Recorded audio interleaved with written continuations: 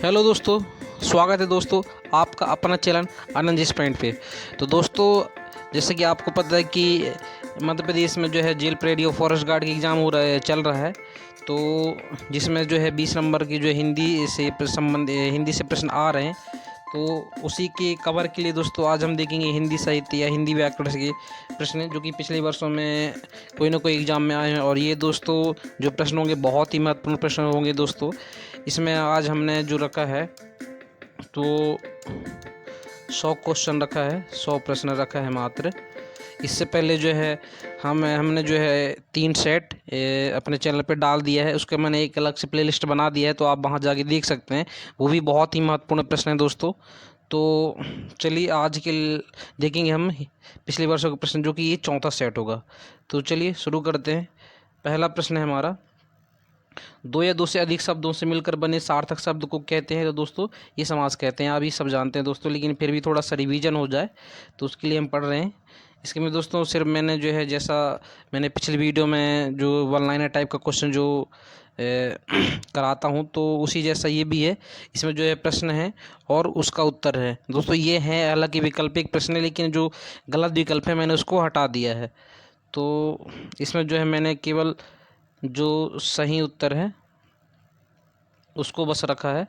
तो बस प्रश्न और उत्तर होंगे। चलिए अगला प्रश्न देखेंगे। भय बिनु होई न प्रीति किस कवि की पंक्ति है? तो दोस्तों ये तुलसीदास की पंक्ति। आप देख सकते हैं दोस्तों, इस प्रकार से जो है क्वेश्चन आते हैं। तो आप जितना ज़्यादा रिवीजन करेंगे उतना ही आपको आइडिया लगेगा कि इस टाइप से प्रश्न आते हैं। इस हिसाब से आप अपनी तैयारी को और बहुत स्ट्रॉन्ग कर सकते हैं। चलिए अगला प्रश्न देखते हैं। लोग हैं लागी कवित्व बनावत, मोही तो मेरे कवित्व बनावत, पंक्ति के रचयिता हैं। तो दोस्तों ये घनानंद जी हैं। चलिए अगला प्रश्न देखते हैं। राम की शक्ति पूजक के रचयिता हैं। तो दोस्तों ये निराला जी हैं। अगला प्रश्न देखेंगे। सुमित्रानंदन पंत को ज्ञानपीठ पुरस्कार किस पुस्तक के लिए मिला? तो दोस्तों ये चिदम्बर के लिए उनको जो है ज्ञानपीठ पुरस्कार मिला है सुमित्रानंदन पंत जी को। चलिए अगला प्रश्न देखेंगे। रविन्द्रनाथ टैगोर की पुस्तक गीतांजलि को किस वर्ष पुरस्कार मिला? तो दोस्तों ये सन 1993 माफ़ कीजिएगा, सन 1913 में जो है रविन्द्रनाथ टैगोर जी को गीतांजलि के लिए पुरस्कार मिला था। चलिए अगला प्रश्न देखेंगे। संविधान की 8वीं अनुसूची में कितनी भाषाओं को सम्मिलित किया गया है? तो आप जानते हैं दोस्तों ये 22 भाषाएं हैं। चलिए अगला प्रश्न देखेंगे। हिंदी का पहला उपन्यास माना जाता है? तो ये दोस्तों परीक्षा गुरु। थोड़ा सा आप यहाँ आप चेक कर लीजिएगा दोस्तों, मेरे को थोड़ा सा इसमें डाउट लग रहा है। हालांकि उसका उत्तर जो है परीक्षा गुरु दिया था, पर मैंने शायद इसका उत्तर और कहीं कुछ देखा था। तो आप थोड़ा सा एक बार इसको क्रॉस चेक कर लीजिएगा। चलिए अगला प्रश्न देखते हैं। निम्नलिखित शब्दों में से कौन सा तत्व शब्द जो है तत्सम नहीं है? तो दोस्तों ये ने जो है शब्द है तत्सम नहीं होगा, ये तत्सम कर लीजिएगा इधर। चलिए अगला प्रश्न देखेंगे। निम्नलिखित में से कौन सा तद्भव शब्द है? तो दोस्तों पंख जो है ये तद्भव शब्द है। अगला प्रश्न देखेंगे। फल का पर्यायवाची शब्द है? तो दोस्तों ये परिणाम। आप जानते हैं दोस्तों फल का मतलब परिणाम भी होता है। अगला प्रश्न है। सुंदर शब्द का पर्यायवाची? तो दोस्तों ये चारू। चारू का मतलब सुंदर भी होता है। अगला प्रश्न देखेंगे। भाषा पर कबीर का जबरदस्त अधिकार था, बाणी के डिक्टेटर थे। तो दोस्तों ये कथन जो है किसका है? तो ये हजारी प्रसाद द्विवेदी जी ने उनको ऐसा कहा था, कबीर जी को। ये कबीर जी के बारे में। चलिए अगला प्रश्न देखेंगे। प्रच्छन्न शब्द का विलोम होगा? तो दोस्तों प्रतिपन्न जो होगा इसका विलोम शब्द होगा। अगला प्रश्न देखेंगे। निम्नलिखित में से कौन सा शब्द प्रभावी का विलोम नहीं है? तो दोस्तों अप्रयुक्त। अगला प्रश्न देखेंगे। निम्न में से शुद्ध वर्तनी नहीं है? तो दोस्तों जो अ है ये शुद्ध वर्तनी नहीं है। अगला प्रश्न है। अनेक शब्दों के लिए एक शब्द का चयन कीजिए? तो दोस्तों अगणित। इसका उत्तर होगा अगणित। अगला प्रश्न देखिए। हिंदी में कारकों की संख्या है? तो दोस्तों ये 8 है हिंदी में कारकों की संख्या। चलिए अगला प्रश्न देखेंगे। संचारी भावों की संख्या? तो दोस्तों ये 33। संचारी भावों की जो संख्या है वो 33 है। चलिए अगला प्रश्न देखेंगे। श्रृंगार में, माफ़ कीजिएगा थोड़ा सा श्रृंगार में रसराज की संख्या किसने दी है? तो दोस्तों ये भोजराज जी ने दी है। अगला प्रश्न देखेंगे। तद्भव शब्द का चयन कीजिए? तो दोस्तों ये सुर जो है तद्भव शब्द है। चलिए अगला प्रश्न देखेंगे। निम्नलिखित में से कौन सा व्यंजन संधि का उदाहरण है? तो दोस्तों सदाचार ये व्यंजन संधि का उदाहरण है। चलिए अगला प्रश्न देखेंगे। भारत की रस सूत्र में निम्नलिखित में से किसका उल्लेख नहीं है? तो स्थायी भाव का जो है उल्लेख नहीं है भारत के रस सूत्र में। एक मिनट दोस्तों, ये इधर भारत कर लीजिएगा दोस्तों, भारत। चलिए अगला प्रश्न देखेंगे। पुरस्कार में कौन सी संधि है? तो दोस्तों विसर्ग संधि पुरस्कार में। ये थोड़ा सा टाइपिंग मिस्टेक है दोस्तों, इसके लिए मैं माफ़ी चाहता हूँ। तो थोड़ा सा आप ऐसे देख लीजिएगा, मैं हालांकि बता दिया करूँगा। तो चलिए अगला प्रश्न देखते हैं। निम्नलिखित में से कथन गलत है। तो दो वर्णों के मेल से होने वाली विकार को संधि कहते हैं, ये गलत कथन है। अगला प्रश्न देखिए, निम्न में से कहावत का चयन कीजिए। तो दोस्तों ये कहावत होगा, जहाँ ना पहुँचे रवि वहाँ पहुँचे कवि। ये कहावत होती है, आप जानते हैं।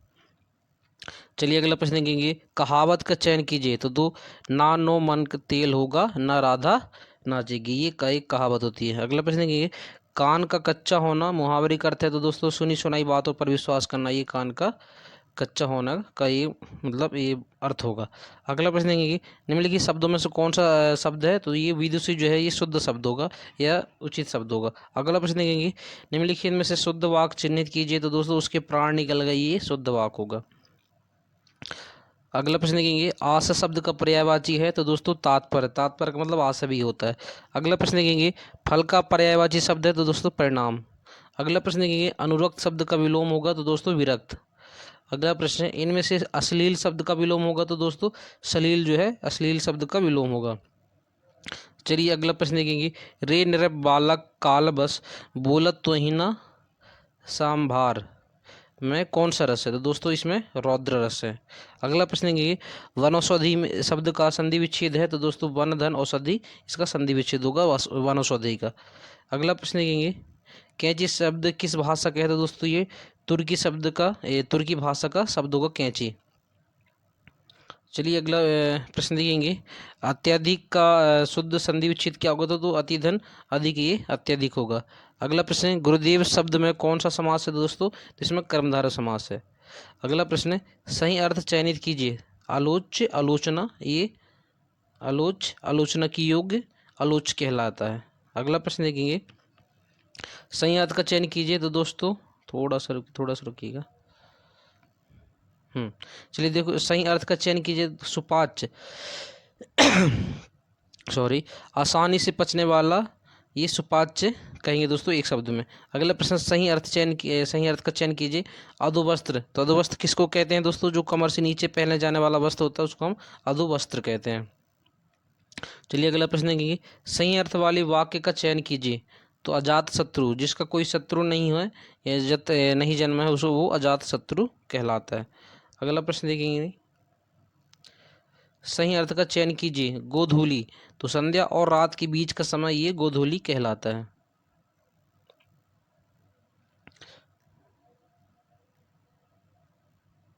चलिए अगला प्रश्न देखेंगे, क्या भूलूं क्या याद करूं किसकी आत्मकथा है? तो दोस्तों ये हरिवंश राय बच्चन जी की फेमस आत्मकथा है।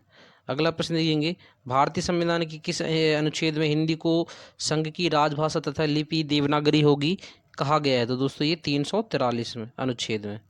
अगला प्रश्न देखेंगे, वल्लभाचार्य किस संप्रदाय के संस्थापक थे? तो द्वैत अद्वैत, ये इसके संस्थापक थे वल्लभाचार्य जी। चलिए अगला प्रश्न देखेंगे, निम्नलिखित में से कौन सा पुल्लिंग नहीं है? तो दोस्तों नाग जो है ये पुल्लिंग शब्द नहीं है। अगला प्रश्न देखेंगे, हिंदी साहित्य के आदिकाल को चारण काल कहा। तो किसने कहा? तो दोस्तों ये आचार्य रामचंद्र शुक्ल जी थे।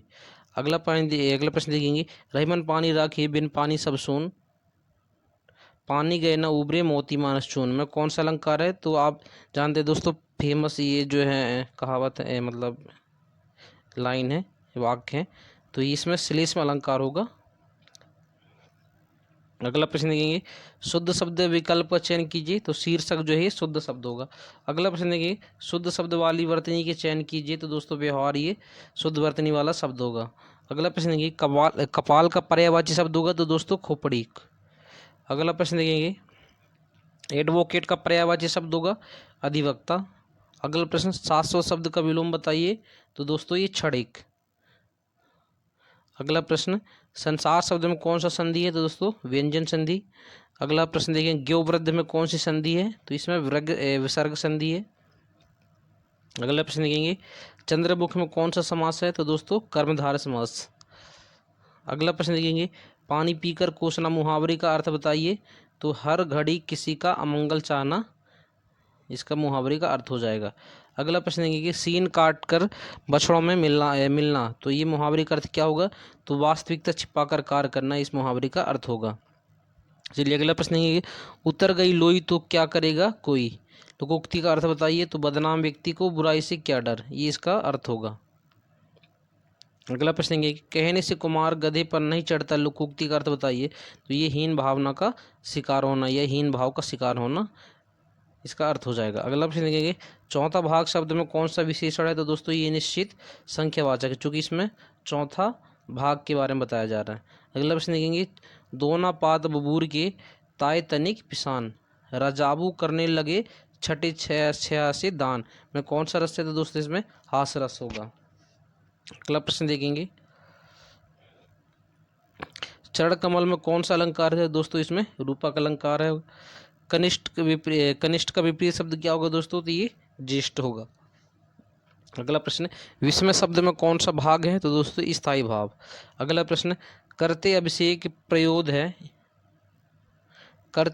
प्रयोद है बलिहारी इस देश की में कौन सा छंद है, तो दोस्तों इसमें रूला छंद होगा। अगला प्रश्न इनमें से किस शब्द में उपसर्ग नहीं है, तो दोस्तों अधिकतर में जो कोई भी उपसर्ग नहीं है। अगला प्रश्न ये अर्थ के आधार पर वाक्य के कितने भेद होते हैं, तो दोस्तों ये 8 प्रकार के होते हैं। अगला प्रश्न ये निम्नलिखित वाक्य में से किस में पूर्वकालिक क्रिया है, तो उसने नहाकर भोजन किया, ये पूर्वकालिक क्रिया का उदाहरण होगा। अगला प्रश्न ये निम्नलिखित में से कौन सा शब्द अलंकार नहीं है, तो दोस्तों ये जो रूपक अलंकार है ये शब्द अलंकार नहीं है, ये अर्थ अलंकार है। अगला प्रश्न देखेंगे रमणीयार्था कर लीजिएगा दोस्तों इधर रमणीयार्था प्रतिपाद कहा शब्द काव्यम, काव्य की परिभाषा किसने दी, तो ये पंडित जगन्नाथ जी। अगला प्रश्न देखेंगे कौनते शब्द में कौन सा प्रत्यय है, तो दोस्तों अप्रत्ययवाचक तद्वितीय प्रत्यय। अगला प्रश्न हिंदी की बोलियों को कितने वर्गों में रखा जाता है, तो दोस्तों ये 5 वर्गों में रखा जाता है। अगला प्रश्न देखेंगे शुद्ध वर्तनी वाले शब्द क्या विकल्प चयन कीजिए, तो दोस्तों ये पूंजीवाद, ये शुद्ध शब्द होगा। अगला प्रश्न शुद्ध वर्तनी वाले शब्द की विकल्प को चयन कीजिए, दोस्तों परीक्षा। अगला प्रश्न नीचे दिए गए शब्दों के पर्यायवाची स्वरूप 4 शब्द दिए गए हैं, इनमें से एक पर्यायवाची उनका चयन कीजिए। तो ये दोस्तों हिमांशु का जो पर्यायवाची होगा शशि हो जाएगा। अगला प्रश्न दिनकर का पर्यायवाची, तो रवि भास्कर। अगला प्रश्न देखेंगे आश्रित शब्द का विलोम होगा निराश्रित। अगला शब्द श्रवण शब्द में कौन सी संधि है, अयादि संधि। अगला प्रश्न पवित्र शब्द में कौन सी संधि है, अयादि संधि। अगला प्रश्न चिड़ीमार में कौन सा समास है, दोस्तों तत्पुरुष समास। अगला प्रश्न हाथ मलना मुहावरे का अर्थ होगा, तो ये पश्चाताप करना दोस्तों इस मुहावरे का अर्थ होगा। अगला प्रश्न अपना राग अलापना मुहावरे का अर्थ होगा, तो अपनी ही बात कहते रहना इस मुहावरे का अर्थ होगा। चलिए अगला प्रश्न देखिए नाच न जाने आंगन टेढ़ा लोकोक्ति का अर्थ होगा, तो ये दोस्तों कार्य की क्षमता न होने पर, ये सुधार लीजिएगा इधर, तो कार्य की क्षमता न होने पर दूसरों को दोष देना, ये नाच न जाने आंगन टेढ़ा लोकोक्ति का अर्थ होगा। अगला प्रश्न देखेंगे अंधे के हाथ बटेर लगना लोकोक्ति का अर्थ होगा, तो बिना परिश्रम की सफलता मिल जाना। अगला प्रश्न कुछ व्यक्ति शब्द में विशेषण होगा, तो दोस्तों अनिश्चित संख्यावाचक, किसमें कुछ की बात कहा गया है। अगला प्रश्न मैं सत्य कहता हूँ सखे सुकुमार मत जानो मुझे, मैं कौन सा रस है, तो दोस्तों वीर रस। अगला प्रश्न किसी कार्य में दूसरे से आगे बढ़ने की इच्छा का एक शब्द होगा, तो दोस्तों ये प्रतिस्पर्धा होगा, प्रतिस्पर्धा कहेंगे। अगला प्रश्न देखेंगे जिसकी लाठी उसकी भैंस क्या है, तो दोस्तों ये एक लोकोक्ति है। अगला प्रश्न प्रौढ़ का सही संधि विच्छेद होगा, तो प्राधन ऊढ़ प्रौढ़ का संधि विच्छेद होगा। अगला प्रश्न बिजली चमकती है कैसा वाक्य है, तो दोस्तों ये सरल वाक्य है। अगला प्रश्न इनमें से कौन सा वाक्य शब्द है, तो हम आपके घर मतलब शुद्ध होगा कल लीजिएगा दोस्तों, तो ये दोगी होगा हम आपके घर कल जाएंगे, ये एक शुद्ध वाक्य होगा। अगला प्रश्न, इनमें से कौन सा मुहावरा सही नहीं है? तो दोस्तों सोचते रहने कोई भी मुहावरा नहीं होता। अगला प्रश्न, पीताम्बर शब्द से कृष्ण अर्थ की समाज के द्वारा प्राप्त होता है, तो दोस्तों कौन सा? ये बहुब्रीहि समास हो जाएगा, समास कर लीजिएगा। अगला प्रश्न, आविर्भाव, एक मिनट, चलिएगा, आविर्भाव शब्द का विलोम होगा तो दोस्तों तिरोभाव। अगला प्रश्न देखेंगे, अत्यधिक क्रोध करना अर्थ किस मुहावरे के मतलब अर्थ के द्वारा व्यक्त होता है? तो दोस्तों आंखों में खून उतरना, ये अत्यधिक क्रोध करना का अर्थ होगा, मतलब जी। अगला प्रश्न देखेंगे, भारत देश की किस विशेषता का उल्लेख पद्यांश में नहीं है? तो दोस्तों उन्नत संस्कृति से संपन्न है, ये इसका उत्तर हो जाएगा। अगला प्रश्न, स्वार्थ सुकृत न श्रम प्रथा दीख विहंग विचारी में कौन सा अलंकार है? तो दोस्तों इसमें अन्योक्ति अलंकार होगा। तो ये रहा दोस्तों आज का जो मोस्ट इम्पोर्टेंट PYQ यानी कि क्वेश्चन, पिछले वर्षों के प्रश्न 100 क्वेश्चन। तो इसके पहले मैंने जो है 3 सेट डाल दिया है, तो वहाँ भी आप जाके देख सकते हैं। मेरा ये सेशन लाने का उद्देश्य ये दोस्तों कि आप कम समय में ज़्यादा रिवीजन कर सके और आपको एक आइडिया लग सके कि किस प्रकार से प्रश्न पूछे गए थे, उस हिसाब से आप आगे की तैयारी के लिए अपना जो है स्टडी कर सकते हैं। तो चलिए आज के लिए इतना ही, मिलते हैं अगली वीडियो में, तब तक के लिए बहुत बहुत धन्यवाद। जय हिंद, वंदे।